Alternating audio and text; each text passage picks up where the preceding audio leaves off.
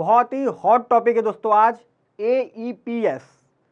इनको ये नहीं पता बिजनेस करने वालों को कि बिजनेस करना कैसे है, बिजनेस करने के बाद कौन कौन से डॉक्यूमेंट्स हमें संभाल के रखने हैं, इसकी नॉलेज नहीं है।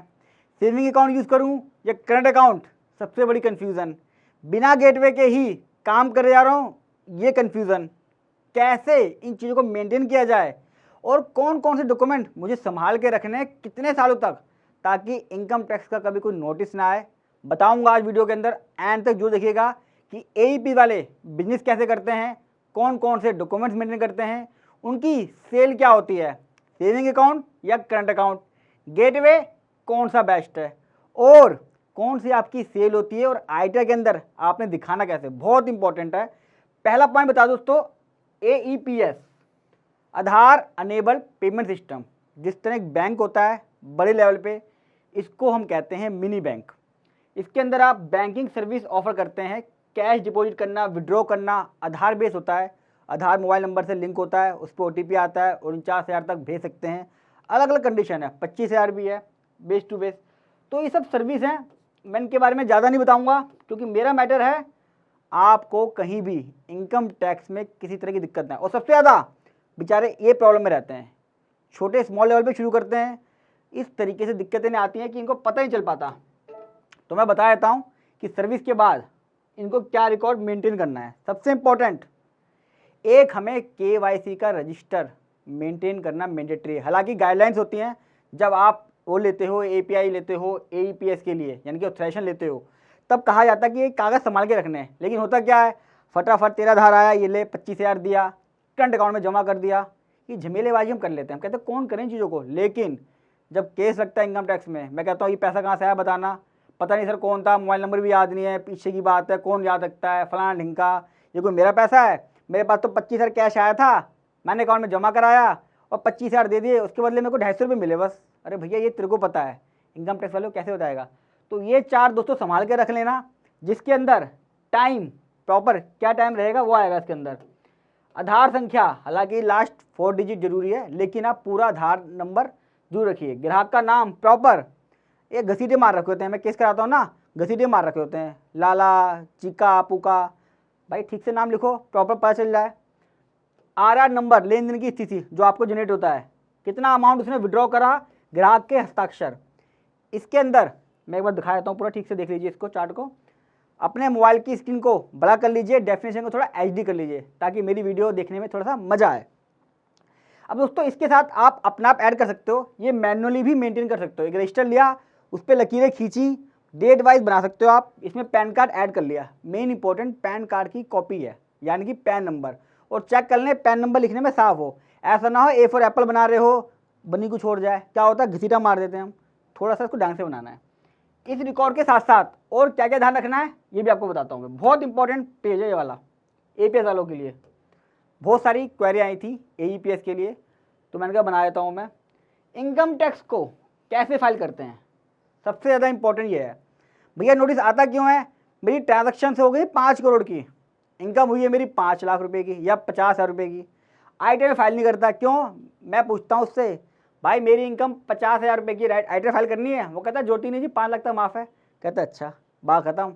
बैंक वाला ट्रांजेक्शन भेजता है इनकम टैक्स को कि भैया 5 को ट्रांजेक्शन हुई हैं, वो चेक करते हैं इनकम टैक्स वाले, ITR फाइल नहीं करी हुई है, मिसमैच आता है, पूछते हैं, फिर आपसे 1-1 रुपया पूछा जाता है, 5 करोड़ का हिसाब। बस फिर तो आपको पता ही है क्या होता है। और जिस दिन मैं फाइनेंस मिनिस्टर बनूंगा, इस सिस्टम को चेंज कर दूंगा। ITR 3 भरनी पड़ती है हमेशा दोस्तों को, क्योंकि कमीशन बेस काम कर रहे हैं। कमीशन वाले अपनी बिजनेस इनकम नहीं दिखा सकते, वो कमीशन इनकम ही होती है, यानी कि बिजनेस तो होता है लेकिन 44 AD वगैरह उन पर एप्लीकेबल नहीं होता। तो पूरी ITR 3 जाएगा उनका, हमेशा ITR 3 में फाइल करेंगे। बैलेंस शीट और P&L और अकाउंटिंग होगी प्रॉपर। ये नहीं कह रहा बहुत बड़ा चिट्ठा लो, खर्चा होगा, आप कहोगे मेरे महीने के ही 10,000 रुपये यार, CA मांग रहा है 5,000, तो भैया आपको कहीं ना कहीं सस्ते में काम करवाना पड़ेगा, लेकिन ये मैंडेटरी है। क्यों, आपका पैन गेटवे से लिंक होता है, गेटवे वाला आपका कमीशन भी TDS काटता है, कमीशन चार्ज करता है गेटवे की, आपको 250 मिलते हैं, 5 रुपये वो भी लगता है, तो वो सब काउंट होता है। इनकम टैक्स वाले को पता है कि भैया ये कमीशन का काम कर रहा है। KYC रिकॉर्ड बता दिया मैंने। अगर कोई फेल ट्रांजेक्शन है दोस्तों, वो रखना भी मैंडेटरी है कि ट्रांजेक्शन फेल हो गई है, बहुत जरूरी है आपके लिए।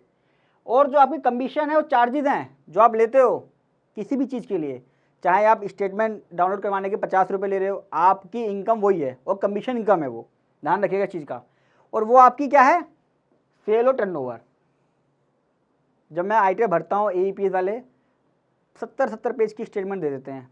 पिछली बार किसी ने ITR भर दी, उसकी ऑडिट ही कर दिया 7 करोड़ के ऊपर सेल दिखा दी उसकी।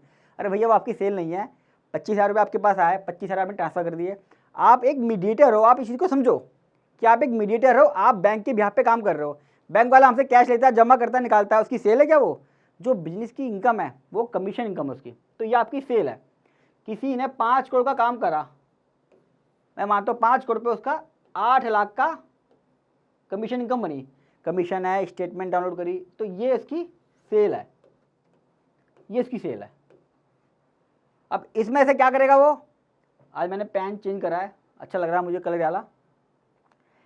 एक्सपेंस माइनस करूंगा, एक आपकी एक्सपेंस की शीट बनेगी। मैं आपसे क्यों कह रहा हूँ निकालने के लिए, पता है? ये आपको खुद निकालना पड़ेगा।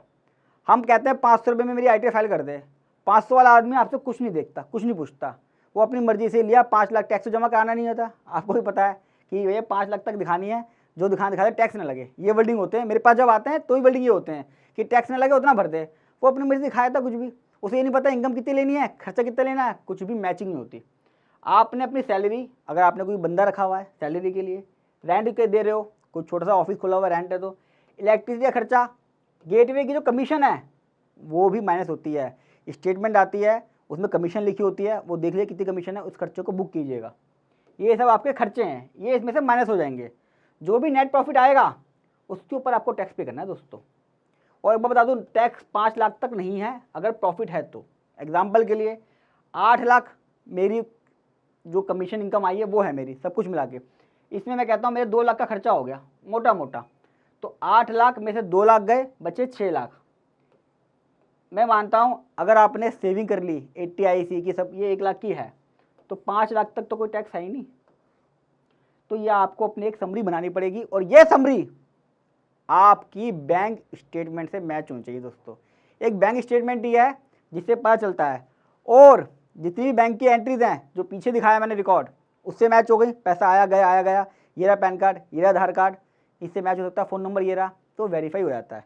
तो इस तरीके से रिकॉर्ड मेंटेन करना है। और 500 रुपये में APS वाले प्लीज़ ITR फाइल ना करवाएं अपनी, बैंक स्टेटमेंट के साथ रिकॉर्ड मेंटेन के साथ इसको करवाना। बैलेंस शीट बनेगी पूरी, बता रहा हूँ मैं, और बैलेंस शीट नहीं बनाई तो कितनी बड़ी गड़बड़ है बता देता हूँ अभी मैं।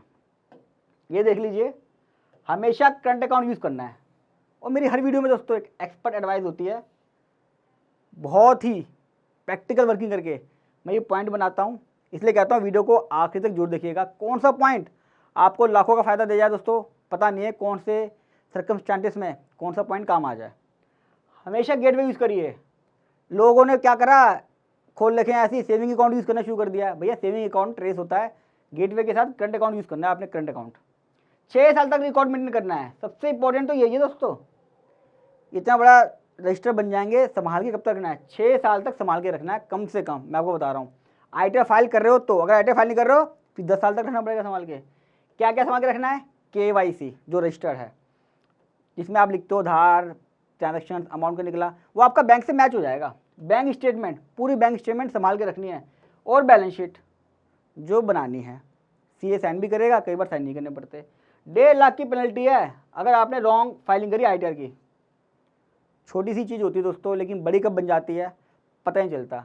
3-3 लाख के लोग ITR फाइल कर देते हैं, उन्हें पता नहीं होता कि भैया 3 लाख ITR फाइल तो कर रहा हूँ, टैक्स तो नहीं है, लेकिन क्या बैलेंस शीट डालना ज़रूरी था, मैंडेटरी है। डॉक्टर्स, चार्टर्ड अकाउंटेंट, कमीशन वाले, आर्टिस्ट, हम लोगों के लिए बैलेंस शीट बनाना ज़रूरी है। कमीशन वालों के लिए तो 100% मैंडेटरी है। जैसे LIC एजेंट हैं, उनकी भी कमीशन इनकम आती है, उनके लिए बैलेंस शीट मैंडेटरी है। एक्सपर्ट प्रोफेशनल सर्विस जरूर यूज़ करें ITR के लिए, बैलेंस शीट के लिए। भैया साल में एक बार भरनी है ITR, और मैं कह रहा हूँ पहली बार यूज़ कर लीजिए ना एक्सपर्ट सर्विस, थोड़ा समझ में आ जाएगा कैसे काम करना है। उसके बाद तो हर साल आपको पता चल जाएगा, फिर आसपास में 500 रुपये करा लीजिए, उससे अपनी कंपटीशन बना के दे दीजिए कि भाई देख कंपटीशन बना रहा हूँ, एक बार बैंक स्टेटमेंट से मैच कर ले, और मेरी ITR 3 भरनी है, बैलेंस शीट बनी पड़ी है, बस ले ले 500 रुपये, कोई दिक्कत नहीं है। तो दोस्तों ये था आधार अनेबल पेमेंट सिस्टम का पूरा फंडा। ITR के लिए नोटिस ना आए, सब चीज़ों के लिए। आपका कोई एक्सपीरियंस जुड़ा हुआ हो इससे मज़ेदार, आपने ITR फाइल कराई है, नोटिस आ गया या दिक्कत आई है, तो ज़रूर शेयर कीजिएगा मेरे को कमेंट बॉक्स में। और दोस्तों अगर फर्स्ट टाइम आ रहे हैं तो चैनल को सब्सक्राइब कर लीजिएगा, क्योंकि जैसे ही ITR के फॉर्म आएंगे मैं एक आपको प्रैक्टिकल वीडियो बना के अपलोड करूँगा कि आधार अनेबल पेमेंट सिस्टम वाले किस तरह की कंपटीशन बनाते हैं और ITR फाइल करते हैं। अगर आपने चैनल सब्सक्राइब कर लिया तो आपके पास नोटिफिकेशन आ जाएगा और आप मेरी वो इंपॉर्टेंट वीडियो जरूर देख लेंगे। और जितना हो सके दोस्तों इसको अपने सर्कल में शेयर कीजिएगा। ज़्यादातर लोग इसके बारे में नहीं जानते हैं जो ऑनलाइन काम कर रहे हैं कि मुझे रिकॉर्ड कब तक मेंटेन करना है। और दोस्तों एक बात और बताऊं बड़ी इंपॉर्टेंट, क्रिप्टो के लेके 70,000 इनकम टैक्स के नोटिस इशू हो चुके हैं। तो जो क्रिप्टो वाले हैं ना वो ध्यान रखिएगा, जल्दी मैं वीडियो अपलोड करने वाला हूँ क्रिप्टो पे इनकम टैक्स के नोटिस बाकायदा दिखाऊंगा कि किस तरह के नोटिस आ रहे हैं और उसमें रिप्लाई कैसे करना है। तो जल्द मिलूंगा क्रिप्टो की वीडियो के साथ, तब तक के लिए नमस्कार।